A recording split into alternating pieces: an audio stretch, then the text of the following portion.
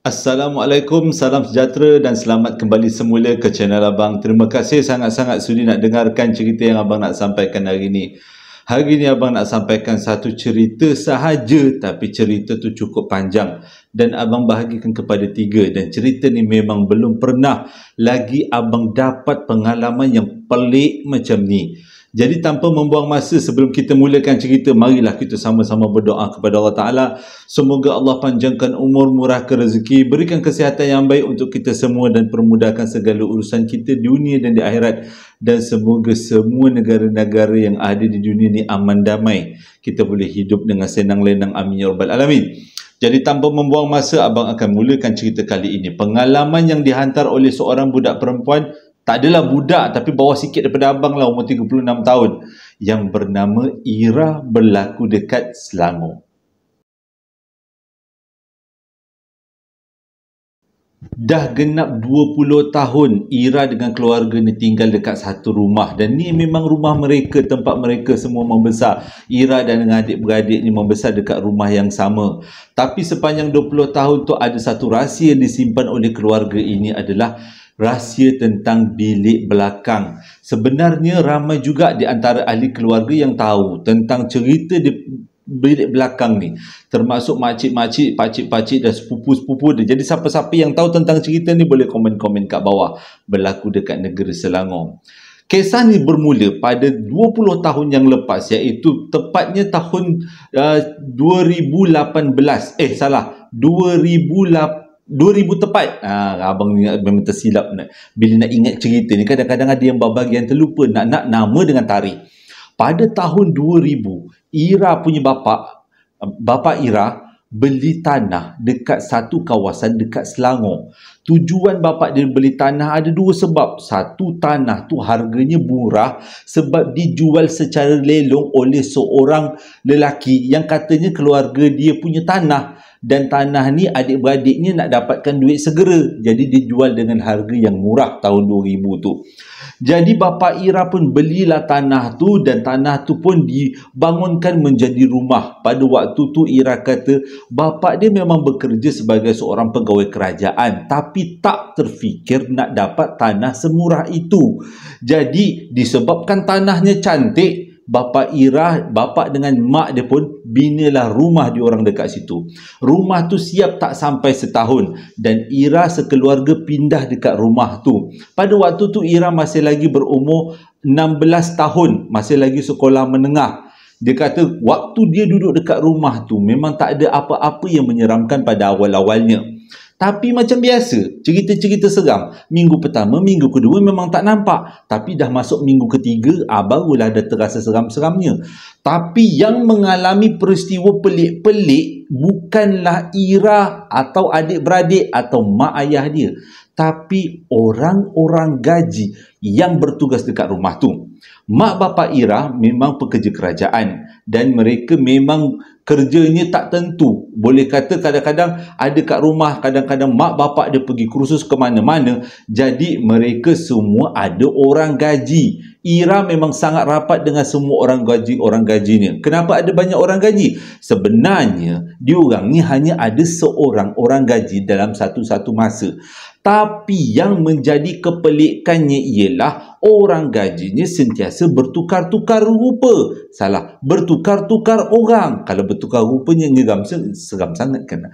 Jadi bertukar-tukar orang. Alasan yang diberikan adalah setiap kali bila ayah dia tanya kenapa setiap orang gaji itu berhenti, alasan mereka semua sama, iaitu kami tak tahan kerja dekat sini bukan disebabkan bapa dengan ibu. Maksudnya pekerja ni banyak orang Indonesia.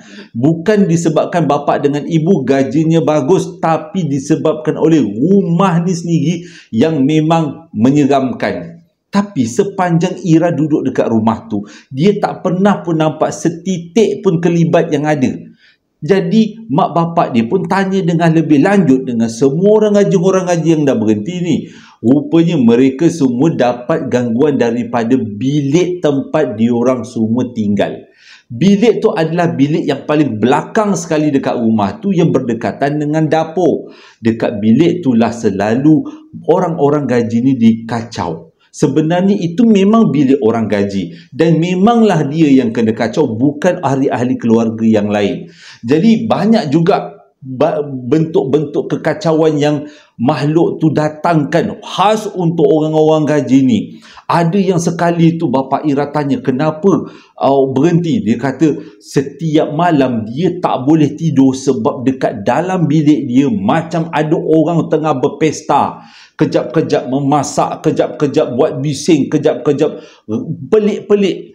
Dan ada pula orang gaji yang beritahu, yang ni abang seram. Dia kata setiap kali dia nak bangun, orang gaji selalunya bangun awal kan.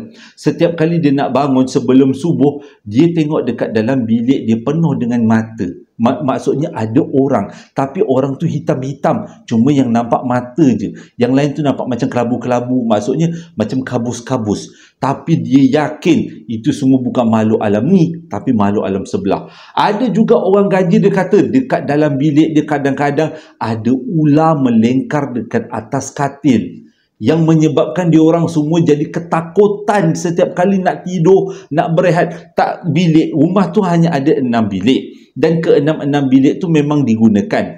Hanya ada satu bilik saja, bilik yang ke-6 tu yang kepunyaan orang gaji. Dengan kata lain, kalau orang gaji tu memang semuanya kena kacau, kat mana lagi dia orang nak tidur? Ruang tamu? Takkanlah kan? Dengan tuan rumah? Lagilah tak. Jadi diorang ambil keputusan untuk berhenti. Itu je yang paling baik. Jadi orang gaji dekat rumah orang lain berbanding dekat rumah Ira. Setiap kali diorang tidur, setiap kali itulah diorang kena dengki. Jadi lebih kurang 4 ke 5 orang gaji Ira bertukar ganti dengan alasan yang sama, iaitu alasan tak tahan dikacau dengan makhluk alam sebelah. Disebabkan banyak kali peristiwa yang pelik-pelik berlaku dekat dalam bilik tu yang menyebabkan orang-orang gaji dia semua lari. Pada orang sebelum masuk orang gaji yang kelima, bapa dengan mak dia ni panggil ustaz datang, tengok-tengokkan dekat bilik tu apa sebenarnya rahsia di sebalik. Kot ada dalam tu peti emas ke apa ke. Lepas ustaz tu pun buat baca-bacaan, buat apa-apa benda semua segala-gala macamnya. Rupanya bilik tu ada perkampungan. Dan perkampungan tu adalah bukan perkampungan daripada alam manusia, sasalah daripada alam sebelah. Jadi pada waktu tu ustaz tu pun tawarkan diri. Dia kata dia ada kelebihan untuk buat rondingan dengan makhluk alam sebelah, di mana dia akan dengar tak?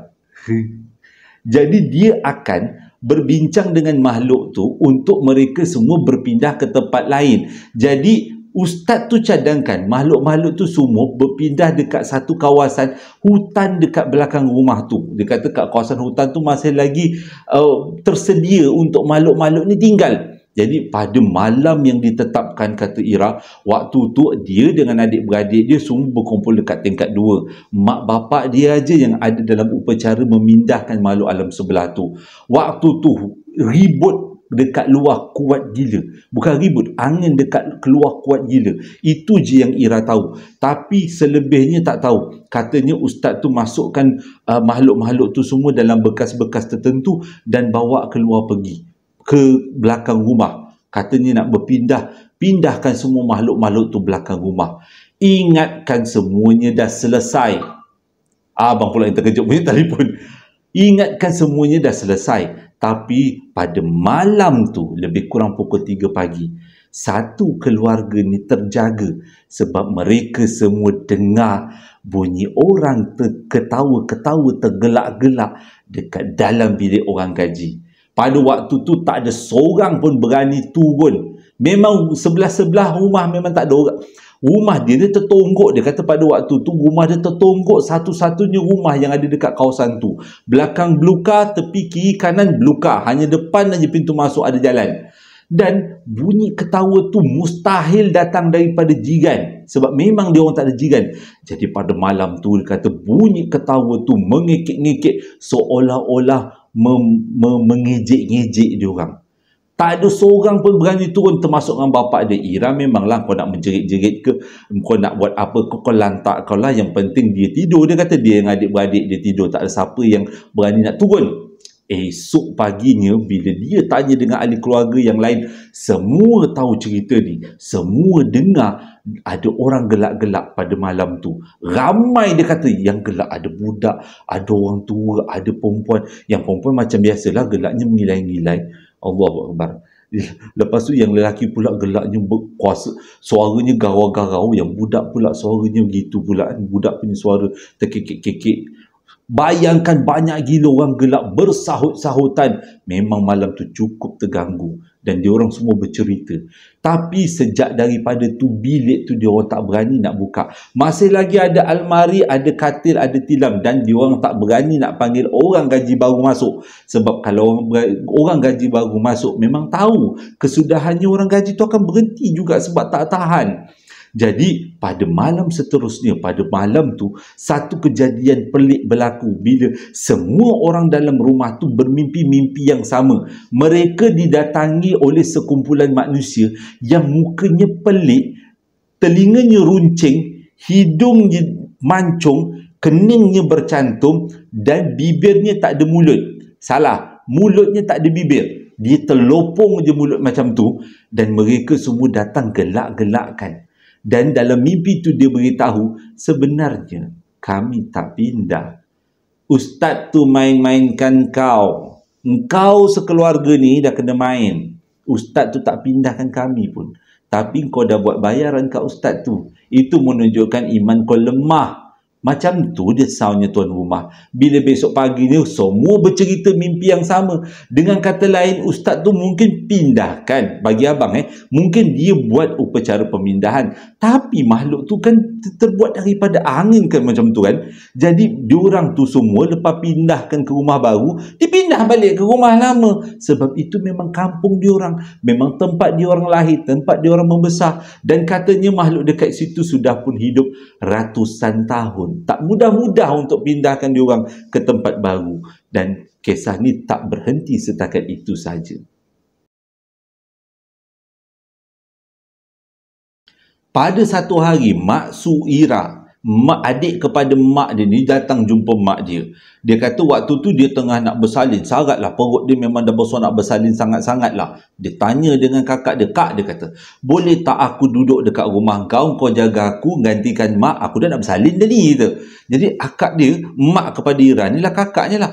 Kakak dia kata, tak boleh kau dek. Kau tahu kan rumah akak ni memang menyeramkan. Dia kata, alah kak, menyeramkan pun kalau dibacakan azan, dia ngaji betul-betul, lari dia kak. Dia kata, ini bukan sebarang cerita dek. Dia kata, kalau kau nak duduk, bolehlah kau duduk dekat tingkat atas, bilik bawah hanya ada bilik orang gaji. Dan bilik tu lah yang aku cerita dekat, yang akak cerita dekat engkau, bilik tu memang mengerikan. Tapi si adik ni memang tak makan saman. Waktu tu dia kata dia nak juga duduk dekat bilik orang gaji, sebab dia kata dia mempunyai dalaman yang cukup kuat. Jenis yang berani-berani lah ni. Jadi dengan macam tu, lepas berbincang dengan suami, dengan anak-anak, lantaklah dia kata mungkin si makcik ni, mak Su dia ni memang dalamannya kuat. Jadi apa salahnya kalau duduk dekat bilik tu? Mungkin orang dalam bilik alam sebelah tu pun suka ada kehadiran bayi baru kan. Jadi diorang pun buat persiapan. Mak Su dia pun tinggal dekat rumah tu sementara nak tunggu dia bersalin. Sepanjang mak Su dia tinggal dekat rumah tu, nak menunggu tarikh bersalin, tak ada sekelumit pun perkara pelik berlaku. Semuanya lancar. Jadi disebabkan tu, mak Su dia ni anggap kakak dan semua keluarga ni buat cerita untuk menakut-nakutkan orang atau untuk mendapatkan sensasi keluarga lain. Yang orang gaji tu berhenti mungkin sebab tak sesuai. Dia buat kesimpulan tu. Macam mana Ira tahu? Sebab si Mak Su ni pun cerita kat adik-beradik lain. Dia cerita kat adik-beradik lain yang dia kata dia duduk rumah ni aman-aman je. Kan dengar cerita macam ni lah. Kau dengar cerita tak? Dulu akak kata orang gaji berhenti sebab ada benda pelik lah, ada ular lah, ada orang ramai lah kan. Tapi aku duduk dekat dalam bilik ni aman aja. Boleh mengaji taranum lagi. Jadi dia kata masalahnya datang daripada keluarga tu sendiri yang selalu rasa tertakut-takutkan diri sendiri. Sebenarnya dia duduk kat bilik tu tak ada apa-apa. Tak, belum lagi ceritanya bila Mak Su dia bersalin. Bersalin kat hospital kan. Jadi bila bersalin dekat hospital, duduklah kat hospital lebih kurang 3-4 hari. Lepas habis bersalin tu, mak su dia pun baliklah ke rumah kakak dia yang kata nak jaga dia ni, mak kepada Ira ni. Duduklah dekat bilik tu. Time tu lah kena. Pada waktu tu dia kata pada satu malam tiba-tiba suara orang menjerit, kata Ira. Orang semua dah gelabah. Lebih kurang pukul 11 malam lah macam tu. Semua orang gelabah turun dekat bilik bawah sebab tahu yang menjerit tu adalah mak su diorang. Bila diorang ketuk pintu, suami mak su tu buka. Lampu pun terbuka. Tengok mak su tu dah kejang-kejang. Rupanya mak su tu kena sawan. Cepat-cepat malam tu, mak su tu dibawa ke hospital. Nak dibuat pemeriksaan, tengok kenapa pula dia sawan, apa hal pula. Doktor cakap dia punya kadar oksigen dia semakin kurang, dan yang paling pelik sekali adalah darah merah dia kurang. Jadi disebabkan tu, si emak Ira ni, bila dia tengok adik dia dalam keadaan yang sangat pelik, darah tiba-tiba banyak hilang, lepas tu sawan-sawan pula. Jadi malam tu juga si baby ni sihat aja, dia tak tidurkan dekat dalam bilik orang gaji. Mak dia bawa tidur naik bilik atas sebab takut anak tu pula terkena yang bukan-bukan. Pada malam tu dia kata selepas hantar makcik dia ke hospital tu, malam tu mak dia mimpi mak dia kena marah dengan orang-orang perempuan, bukan lelaki, orang-orang perempuan daripada perkampungan tu. Dia kata, kenapa kau bawa adik kau tu pergi ke hospital? Dia kata, kita orang dah jaga baby tu elok-elok, dah jaga orang mengandung tu elok-elok, kita nak makanan. Abang pula yang seram. Ya Allah, janganlah ada apa-apa. Dia kata, dia bela macam menabur benih tau. Semata-mata untuk dia dapatkan makanan. Dan maksud dia hilang darah, itu adalah sejenis makanan juga bagi dia orang.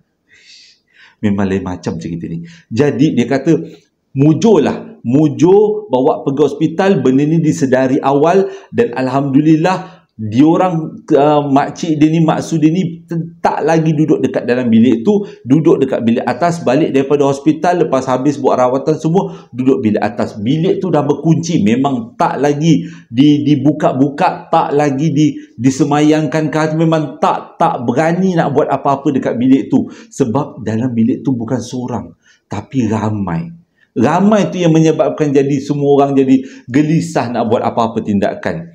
Dan sampailah habis berpantang, si Maksu ni memang duduk dekat bilik atas lah. Barulah Maksu tu tahu. Dia kata sepanjang dia pengsan, dia kena sawan tu, waktu tu dia kata dalam mimpi dia didatangi dengan ramai orang perempuan gigit badan dia. Waktu tu dia kata dia baru nak tidur. Dia kata di tengah dia betul-betulkan badan, tiba-tiba ramai perempuan keluar daripada tanah. Dia kata dia keluar daripada lantai, walaupun dalam keadaan bilik yang tak berapa nak nampak, ada lampu tidur je kan. Jadi dia kata keluar perempuan daripada bawah lantai, perempuan tu semua gigit dia. Yang paling takut dia kata gigit dekat sedut darah. Anak-anak, dan kalau yang tak faham tu apa, tanya dekat mak-mak tau. Pakcik tak boleh nak jelaskan kat sini, kurang elok. Jadi dia kata baik sepanjang dia sawan tu, cepat bawa ke hospital, dan habis bersalin, habis berpantang, baliklah maksud dia ke rumah dia. Memang cerita tentang maksud dia ni kena kokang dengan makhluk alam sebelah, walaupun hanya dalam mimpi, tapi tetap juga menjadi satu benda yang sangat menakutkan, sebab dia melibatkan orang yang hidup kan. Jadi tak tahu nak buat macam mana. Akhirnya bapa dia panggil lagi sekali seorang imam untuk tengok-tengokkan bilik tu. Kalau tak digunakan, macam mana?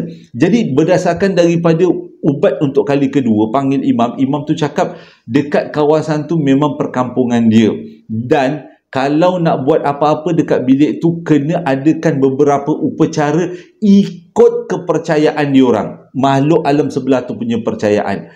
Jadi bila dengar macam tu, dia kata ada beberapa setiap bulan kena letak semangkuk darah lah, apa benda lah yang pelik-pelik kata Ira.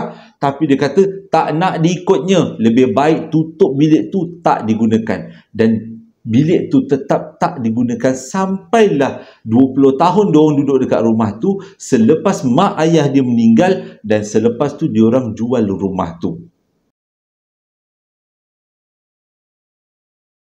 Selepas kejadian si Maksu tu kena rasuk lah, kena sawan macam tu, baik babynya selamat kan. Lepas tu keluarga ni didatangi oleh satu tetamu. Sebenarnya tetamu ni adalah kontraktor yang buat rumah tu. Dia datang dekat rumah tu, jumpa mak bapak Ira, semata-mata nak bagi kad kahwin. Anak dia nak kahwin. Jadi bila dah datang tu, sempat jugalah berborak-borak, minum-minum teh dengan keluarga ni. Sempat jugalah si mak ayah ni tanya, cerita. Dia bukan tanya, dia ceritakan tentang bilik belakang yang memang misteri tu. Jadi kontraktor tu beritahu sebenarnya waktu dia dapat projek untuk bina rumah dekat atas tanah ni, dia dah rasa tak sedap hati sebab di kawasan belakang tanah tu ada satu busut. Dan busut tu kedudukannya adalah di bilik belakang. Dan pada waktu tu dia kata untuk memudahkan proses membuat rumah, busut tu telah diarahkan untuk dirobohkan. Mula-mula dia orang takut juga nak roboh sebabnya busut ialah orang, bukanlah kita kata kepercayaan tapi selalunya kita tahu busut ada kaitan dengan rumah alam sebelah yang lebih kurang macam istana lah.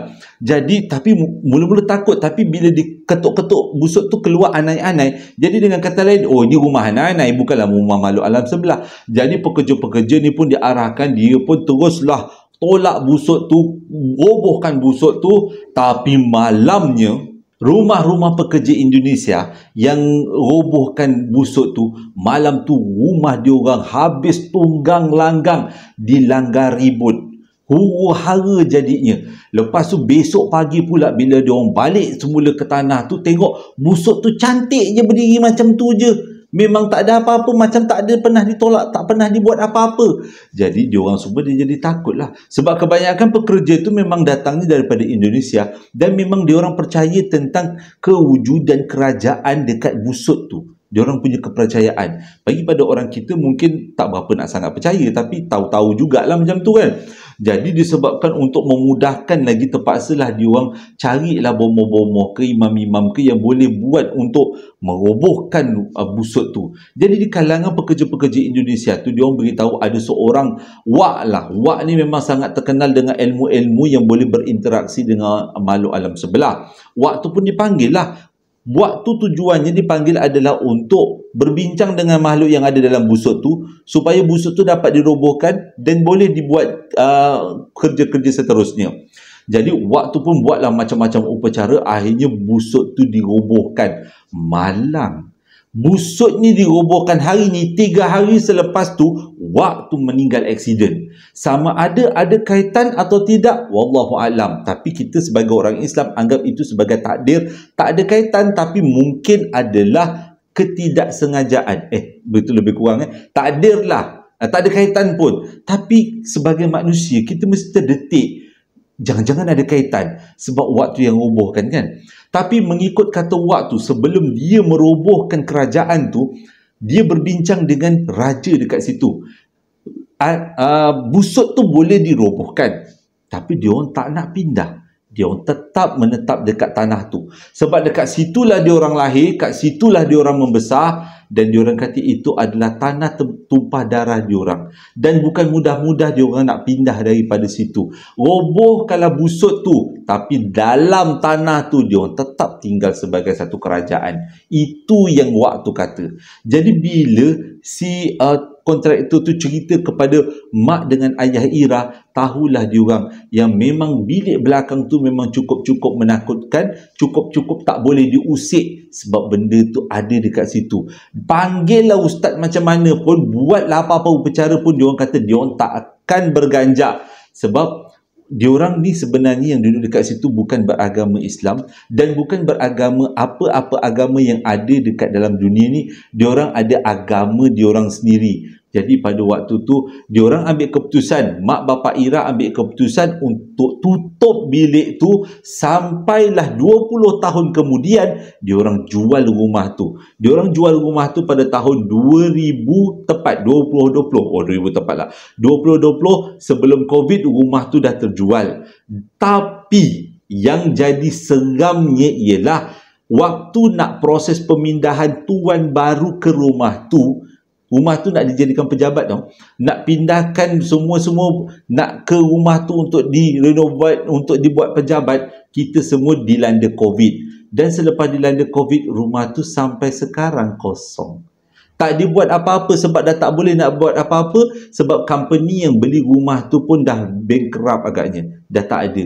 Jadi sekali-sekala Ira selalu jalan-jalan dekat kawasan perumahan tu dan rumah tu masih lagi kosong dan kebanyakan orang beritahu rumah tu kosong sebab ada pembunuhan berlaku dekat rumah tu. Entah mana dia dengar pembunuhan kata Ira, tapi Ira kata bukan disebabkan pembunuhan tapi sebabkan bilik belakang tu. Jadi disebabkan tu abang tak boleh nak beritahu lokasi sebenar. Dia main kepala. Jadi tak boleh nak bagi astagfirullahalazim. Jadi dia tak boleh nak beritahu lokasi sebenar. Astagfirullahalazim. Sekejap Okey, jadi tak boleh nak beritahu lokasi sebenar kat mana rumah tu. Sebabnya kalau dia beritahu tapi nanti jadi benda fitnah buruk lah kan. Orang nak beli rumah tu, yalah, katanya rumah tu dah semakin buruk dan kalau orang beri pun orang terpaksa renovate dengan runtuhkan rumah tu semua sebab rumah tu dah tak elok lagi lah untuk diduduki.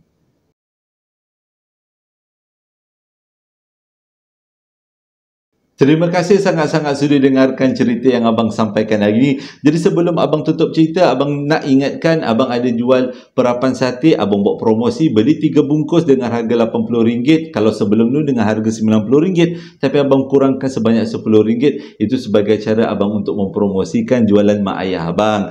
Jadi itu yang pertama. Yang kedua, abang nak ucapkan selamat hari jadi dalam beberapa orang. Ucapan hari jadi ni untuk beberapa orang. Yang pertama, hari jadi jatuh pada 21 hari bulan 6. Ucapan ni adalah selamat hari jadi untuk Ashraf Firman. Dan ini adalah pesanan daripada mak dia. Mak dia minta abang wishkan. Semoga Ashraf Firman menjadi insan yang sangat sukses di masa akan datang. Amin ya rabbal alamin. Dan ucapan selamat hari jadi juga untuk Siti Aisyah. Tarikh lahirnya jatuh pada 19 hari bulan 6. Ini adalah pesanan daripada Encik Tunang yang disayangi. Semoga Siti Aisyah dipanjangkan umur, murah rezeki dan cepat-cepatlah mendirikan rumah tangga. Dia kata Encik Tunang dah tak sabar lagi untuk berumah tangga. Jadi selamat hari jadi juga buat Siti Aisyah.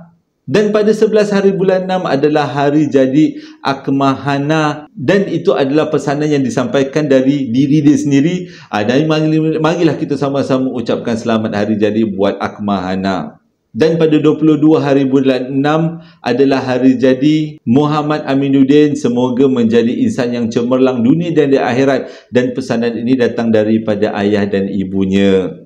Dan selamat menyambut ulang tahun perkahwinan buat Syukri dan Nur Ashikin yang jatuhnya pada 11 hari bulan 6. 11 tahun dah diorang kahwin. Semoga dianugerahkan perkahwinan yang menganjurkan hingga ke syurga. Jadi terima kasih sangat-sangat sudi dengarkan cerita abang pada kali ini. Dan selamat hari jadi pada semua yang abang ucapkan tadi. Dan juga ada satu selamat ulang tahun perkahwinan. Moga-moga menjadi kenangan ucapan-ucapan ini semua. Hingga berjumpa lagi dalam 2 hari akan datang. Assalamualaikum warahmatullahi wabarakatuh.